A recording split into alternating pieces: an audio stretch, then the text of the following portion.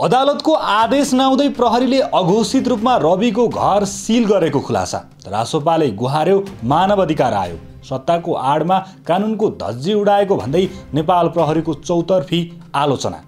चैत्र 22 गते कानुनको धज्जी उडाएर रासोपाका सभापति रवि लामिछानेलाई पक्राउ गरेपछि यतिबेला नेपाल प्रहरीको चौतर्फी आलोचना भइरहेको छ। रवि पक्राउ प्रकरणले पनि प्रहरीहरू नेताको मुठ्ठीमा छन् भन्ने प्रश्न गरेको छ।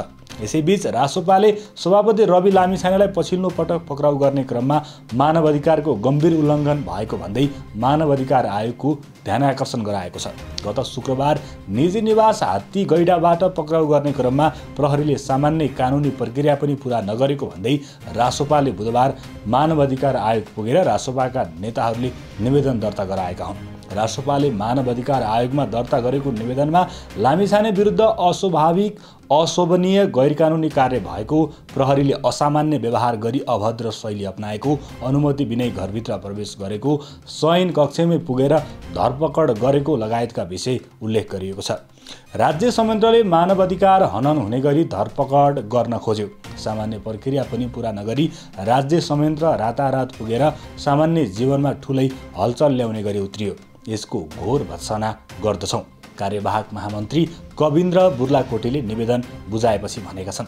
त्यस्तै रासोपाले मध्यरातमा अनि अन्तिम इच्छा के हो भन्दै रविलाई पक्राउ गरेका डीएसपी दीपक खड्कालाई कारबाही गर्न माग गरेको छ।